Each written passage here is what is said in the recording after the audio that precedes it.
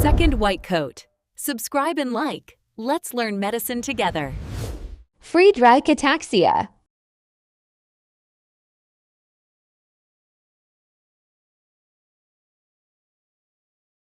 All right, today we're putting on our detective hats.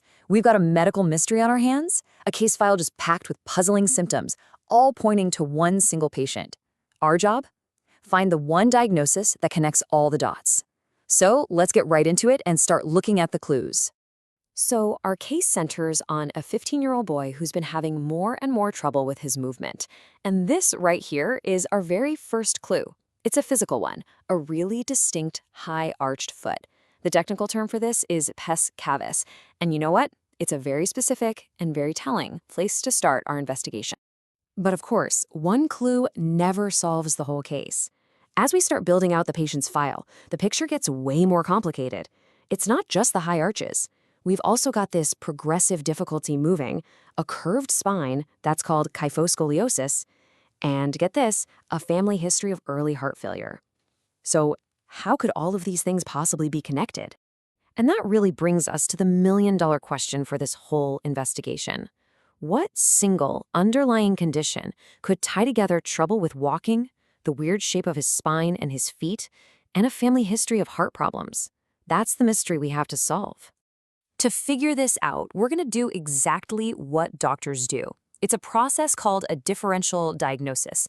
Just think of it like we're building a police lineup of the usual neurological suspects. We're going to bring each one in, look at their profile, and see if it matches the evidence we've gathered from our patient. All right, the investigation officially begins. Let's start bringing in our suspects and see who we can rule out pretty quickly.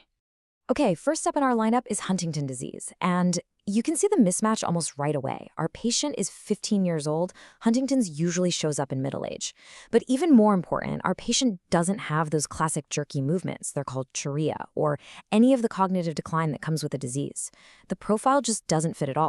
And this brings us to a really simple way to remember Huntington's. Dance plus dementia equals caudate. The dance is that chorea I just mentioned, and the dementia points to damage in a part of the brain called the caudate nucleus. Our patient has neither, so suspect A is officially eliminated. Let's move on to our next suspect, Alzheimer's disease. Now, this one is even more straightforward. Our patient is a teenager with motor and spinal problems, and his thinking is perfectly sharp.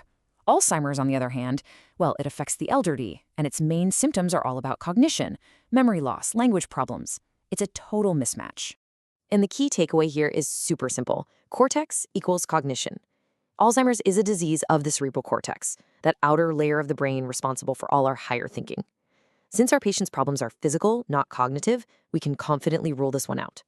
2 suspects down, a few more to go. Now for suspect C, Charcot-Marie-Tooth disease, or CMT. Okay, this one's a little trickier because it actually shares a key clue with our patient, that high-arched foot, the pes cavus.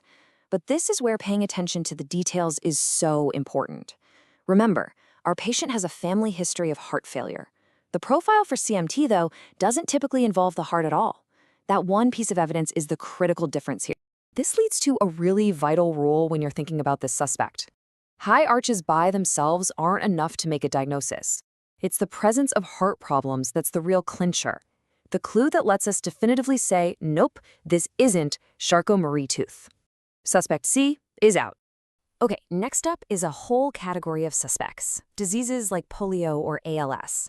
The key difference here is the kind of motor problem we're seeing. These conditions cause what's called flaccid paralysis. Think limp, weak muscles. Our patient, though, has ataxia, which is a lack of coordination. It's a completely different kind of motor issue. And here's the easy way to remember it. Anterior horn equals flaccid. The anterior horn of the spinal cord is where the nerves that directly control your muscles live. Damage there makes you go limp.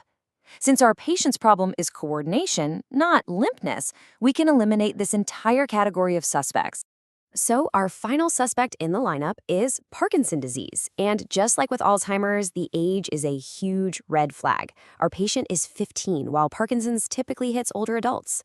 But also, just look at the type of movement. Parkinson's is known for that shuffling walk and the classic pill-rolling tremor you see when someone's at rest. Our patient has ataxia, an issue of coordination, not a tremor. Once again, the evidence just doesn't match the profile. The key difference here is all about location, location, location. Parkinson equals basal ganglia, not spinal tracts. See, Parkinson's affects these deep brain structures that help get movement started, while our patient's symptoms are pointing to problems in the nerve highways running down the spinal cord. It's a different part of the nervous system, and it causes a different problem. And with that, we've eliminated our very last suspect. So, we've gone through the entire lineup, and one by one, we've ruled every single suspect out. Through this process of elimination, there's only one diagnosis left standing, one condition that perfectly fits every single piece of evidence in our case file.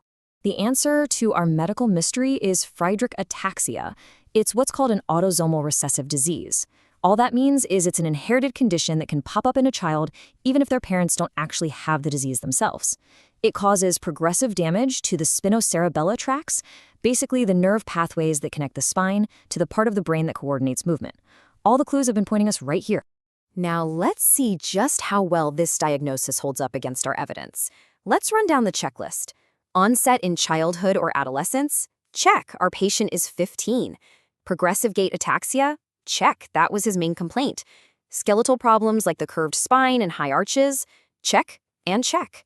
And what about that crucial final clue, the heart disease? A big, definitive check. It explains everything perfectly. Let's just circle back to our key visual evidence for a second. It all started with that pes cavus, the high arched foot. Now we pair that with something called hypertrophic cardiomyopathy, basically a thickened heart muscle that totally explains the family history.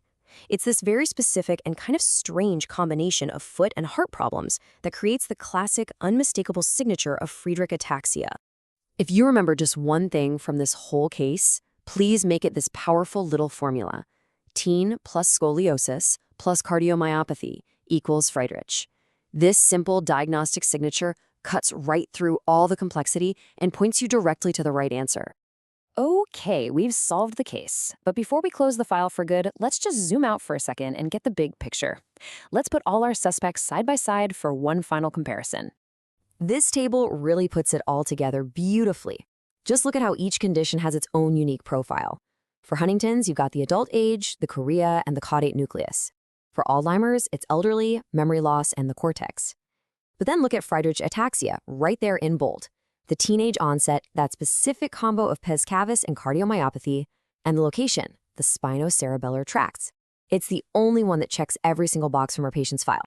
So, after all of that, what's the one lesson, the ultimate takeaway from this whole diagnostic journey? It all boils down to this simple but incredibly powerful rule.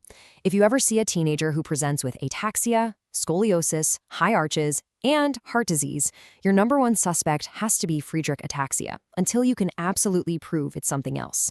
It's a classic clinical picture, and now it's one you can recognize. And that is how you solve a medical mystery.